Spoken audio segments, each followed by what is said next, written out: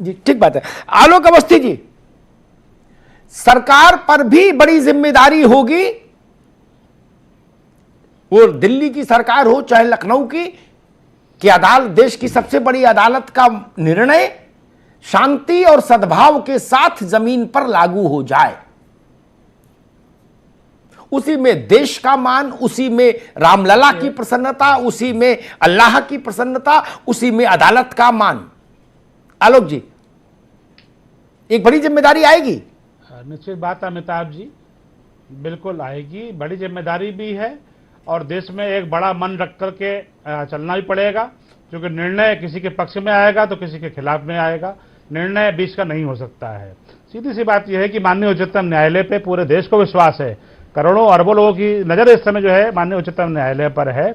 और नोमानी साहब ने बहुत अच्छी बात कही, जो उन्होंने नबियों की बात करी है। मोहम्मद साहब भी नबी हैं, हम भी उनको नबी मानते हैं, और राम और कृष्ण और बुद्ध वो भी नबी थे, जीसस भी नबी थे। तो अल्लाह के या भगवान के जो भी पैगंबर आए वो सभी पूजनीय है और अपने अपने धर्मों का उन्होंने प्रचार किया, और सारा धर्म यही सिखाते हैं कि उस एक ईश्वर को मानो और उसको जपो। लेकिन जिन लोगों ने श्री राम के अस्तित्व पे एक सवाल उठाया, जिन लोगों ने इस मामले को उलझाया, उनको देश की जनता ने हाशिए पे पहुंचा दिया। ये सबसे बड़ा उदाहरण जो है आज देश के लोकतंत्र में है। इसमें सीधे सीधे आज मैं राजनीतिक बात नहीं कहना चाहता था, लेकिन ये भी निर्णय उनको उनकी दशा को अपने प्राप्त हो गए हैं। आज कांग्रेस पार्टी का कहीं कोई नाम लेवा नहीं रह गया है, और इसके लिए उनको देश की जनता ने नकारा कि इन लोगों ने राम के अस्तित्व पर ही सवाल उठा दिया, जो कि कोई नहीं उठाता है, मुसलमान भी नहीं उठाते हैं। उस कांग्रेस पार्टी ने सुप्रीम कोर्ट में हलफनामा दिया था कि राम काल्पनिक हैं, राम सेतु काल्पनिक है, यहां पर इस तरह का कोई मान्यता नहीं है, कॉमिक इवेंट है। तो सीधी सी बात यह है कि आज उनके नेता भी कॉमिक बन के घूम रहे हैं, नेतृत्व का भी अभाव हो गया है। और सीधी सी बात है कि हम सब तैयारी कर रहे हैं, उच्चतम न्यायालय की निर्णय की प्रतीक्षा कर रहे हैं, और गोगोई जी और उनकी जो पूरी टीम है न्यायाधीशों की 5 जजों की संविधान पीठ है, उन सबको बड़े आशापूर्ण दृष्टि से पूरा देश देख रहा है। ठीक है, तो किसी भी तरफ फैसला आए, लेकिन हम यही उम्मीद करेंगे कि उसका स्वागत हो शांतिपूर्ण तरीके से। तो अमिताभ जी, जितनी लंबी कानूनी लड़ाई अदालत में चली है, राजनीति में भी ऐसी लड़ाई चली है, तो फिलहाल अब लोग यही चाहते हैं कि फैसला कुछ भी हो, बस फैसला आ जाए और ज्यादा लड़ाई ना खींचे। देखिए, मैं तो फैसला तो अब आ ही जाएगा, जितना मैं समझ पाता हूं इस केस को, और जैसा वकील साहब भी कह रहे हैं सिन्हा साहब। लेकिन मैं देश से अनुरोध करूंगा, मंदिर आंदोलन से जुड़े संगठनों से अनुरोध करूंगा, इस देश के साधु संतों से अनुरोध करूंगा, इस्लाम के विद्वानों से अनुरोध करूंगा, उलेमाओं से अनुरोध करूंगा, निर्णय कोई भी हो, देश की फिजा में प्रार्थना और मंत्र गूंजने चाहिए, आयतें गूंजनी चाहिए, नारे नहीं। अयोध्या का नारों से क्या वास्ता, ना इधर से नारा ना उधर से नारा। इस देश ने नारों की राजनीति देखी है, और मैंने तो बहुत देखी अयोध्या में। वो नारे नहीं चलने चाहिए।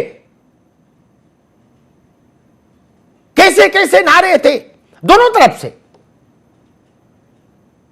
वो नारे कटुता पैदा करते हैं। भगवान राम का जीवन उठाकर देखिए, भील कोल निषाद सब उनके हृदय से लगते हैं। इसलिए राम के नाम पर मर्यादा का उल्लंघन अक्षम्य हो जाता है। एक खास किस्म के ब्रांड के तेल का उल्लेख होता था कि उसका तेल लगाओ और इसका नाम मिटाओ। नारे नहीं बने थे, नहीं, नारों की आवश्यकता नहीं। न्यायपालिका के निर्णय को वेद के मंत्र और कुरान की आयत की तरह पवित्र मानकर इस देश को स्वीकार करना चाहिए, उससे बड़ा कुछ नहीं।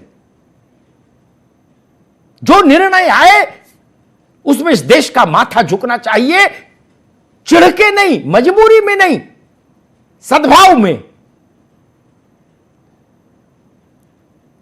और एक बात और कहूंगा, अयोध्या में भगवान राम का मंदिर बने, वाजपेयी जी कहा करते थे यह राष्ट्र की आकांक्षा है। मैं वाजपेयी जी के शब्द को उद्धृत करूंगा, हां, यह राष्ट्र की आकांक्षा है। कि अयोध्या में भगवान राम का मंदिर बने, यहां नहीं बनेगा तो कहां बनेगा, ठीक बात है। लेकिन उसमें मुझे लगता है व्यक्तिगत तौर पर, और मेरी बात से महंत जी जैसे लोग भी सहमत होंगे, जो लोग अयोध्यावासी हैं, संन्यस्त हैं, कि राम का मंदिर आक्रोश का विषय नहीं हो सकता, दंभ का विषय नहीं होना चाहिए। वो तो सब सद्भाव का विषय होना चाहिए। वो सद्भाव का एक भागीरथ प्रयास होना चाहिए। और जो बात अभी नोमानी साहब ने कही, बड़ी खूबसूरत बात कही कि राम और बाबर की कोई तुलना नहीं हो सकती, दोनों की हैसियत में जमीन आसमान का फर्क है। इसलिए मैं कहूंगा, इससे अच्छी बात इस मुल्क के भाग्य में कुछ नहीं हो सकती कि अगर अयोध्या में मंदिर बने भगवान श्री राम का, तो उसमें हिंदू भी रहे, मुसलमान भी रहे। यह मुल्क सबका है और सबका ही रहेगा, इसलिए टकराव नहीं होना चाहिए। और शासन मान लीजिए सख्ती से टकराव रोक भी ले तो भी मन तो खराब होता है, मन ही खराब नहीं होना चाहिए।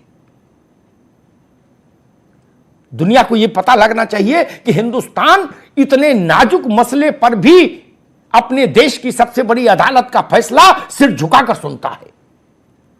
दुनिया की निगाह होगी भारत पर कि देखे इतने भारत सबसे पुराने, सबसे नाजुक मसले के सबसे बड़े जजमेंट को किस ढंग से सुनता है। हमको दुनिया को बताना है